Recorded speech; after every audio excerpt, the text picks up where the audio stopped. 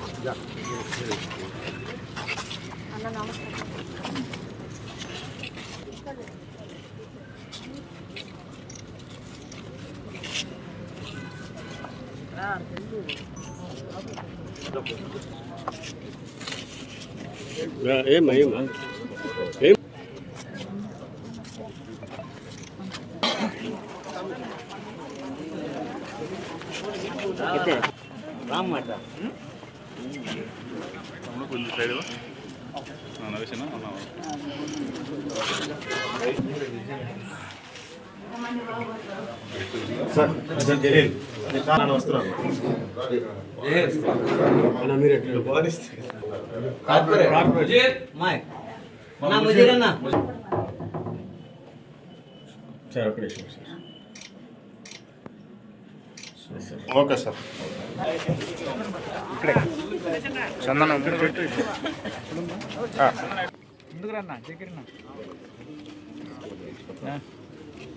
మా చూడమ్మా sir. Sir ఒక్క నిమిషం.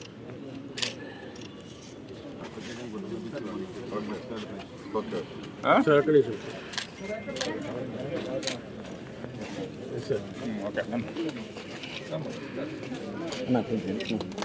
సార్ సార్ ఒక్క నిమిషం.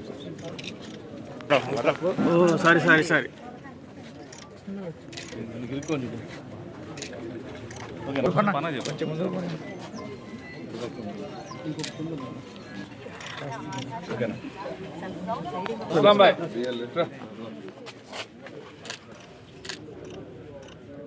జగన్ బయట చూడు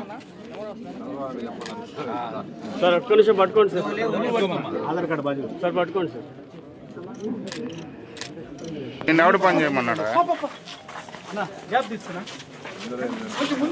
సార్? ఉన్నాను సార్. ఇచ్చారా?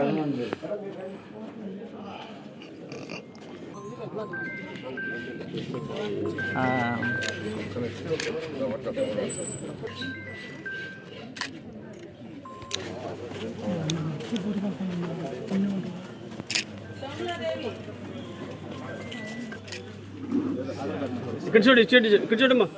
మా చేయడం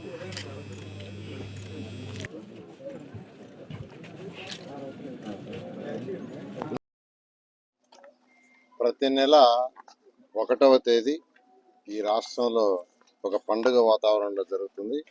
ఎందుకంటే గౌరవనీయ ముఖ్యమంత్రి గారు ఏదైతే పెన్షన్స్ 3,000 నుంచి 4,000 చేయటం కానీ, వికలాంగులకు 6,000 చేయటం కానీ, కిడ్నీ లాంటి క్రానిక్ పేషెంట్స్ ఎవరైతే ఉన్నారో వాళ్ళకి 10,000 ఇవ్వటం కానీ, లేదా బెడ్ మీద ఒక అటెండర్ సపోర్ట్తో ఉండే వాళ్ళకి 15,000 ఇవ్వటం కానీ, ఇవన్నీ ఎలక్షన్స్కి అయిపోతానే వెంటనే ఇంప్లిమెంట్ చేశారు. రాష్ట్ర ఖజానా ఖాళీ, 10 లక్షల కోట్ల అప్పు. అయినా ఎలక్షన్స్కి ముందు ఎన్డీఏ కూటమి మాట ఇచ్చింది, మాట తప్పకూడదని చేయటం. దానికి ప్రతి నెల 1వ తేదీ తెల్లవారు 6 నుంచే ఈ పెన్షన్స్ డిస్ట్రిబ్యూషన్ జరుగుతుంది. అయితే ఏదైనా 1వ తేదీ కానీ ఏదైనా వేరే కారణాల వల్ల హాలిడే కానీ ఏదైనా వస్తే ముందు రోజు ఇవన్నీ ఆదేశించారు. రేపు జనవరి 1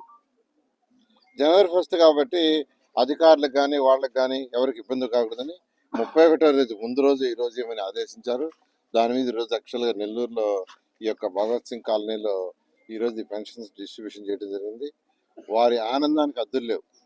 పెన్షన్స్ డిస్ట్రిబ్యూట్ చేస్తుంటే వాళ్ళు ఇంత తెల్లవారు మీరు వస్తారని మేము ఊహించలేదండి అని వాళ్ళ ఆనందానికి అద్దులు లేవు. ఈ విధంగా ఈ రాష్ట్రంలో గత ప్రభుత్వం చేసిన అనేక అవకతవకల వల్ల ఖజానా ఖాళీ అయి అప్పుల పాలైన ఈరోజు గవర్నర్ ముఖ్యమంత్రి గారు ఏదైతే ఎలక్షన్స్కి ముందు మేనిఫెస్టోలో పెట్టారో ఒక్కటి కూడా తూచా తప్పకుండా చేసుకుంటూ వస్తున్నారు. ఒక్కటి కూడా తూచా తప్పకుండా. తల్లికి వందనం కింద 10,000 కోట్ల రూపాయలు ఒకే రోజు 68 లక్షల మంది పిల్లలకి వేశారు. 68 లక్షల మంది పిల్లలకి 10,000 కోట్ల రూపాయలు ఒకే రోజు యాక్చువల్గా తల్లికి వందనం కింద. అది మాట చెప్పాం, మాట తప్పకూడదని. అదేవిధంగా మహిళలకి ఆగస్టు 15వ తేదీ ఉచిత బస్సు ప్రయాణం ఎలక్షన్స్ ముందు ఏదైతే చెప్పారో తూచా తప్పకుండా దాన్ని ఇంప్లిమెంట్ చేయడం జరిగింది. అదేవిధంగా దీపం పథకం కింద మహిళలకి 3 గ్యాస్ సిలిండర్లు ఉచితంగా ఇవ్వటం ఏదైతే మాట చెప్పాం ఎలక్షన్ ముందు మాట తప్పకూడదని. అన్నా క్యాంటీన్లు 204 అన్నా క్యాంటీన్స్ని 2014-19లో స్టార్ట్ చేస్తే గత ప్రభుత్వం మూసేసింది. ఎందుకు మూసేసిందో తెలీదు. కేవలం 5 రూపాయలకు చక్కగా రోజు ఈ రాష్ట్రంలో 2,25,000 మంది భోంచేస్తుంటే అలాంటి అన్నా క్యాంటీన్ని దారుణంగా మూసేస్తుంది. అవన్నీ ఓపెన్ చేసాం. అంతేకాకుండా మరొక 75 అన్నా క్యాంటీన్స్ కూడా శాంక్షన్ చేశారు. అవి కూడా ఆల్మోస్ట్ ఫైనల్ స్టేజ్లో ఉంది. జనవరి ఎండింగ్ లోపల అవి కంప్లీట్ చేసి వాటిని కూడా ఇనాగరేషన్ చేయడం జరుగుతుంది.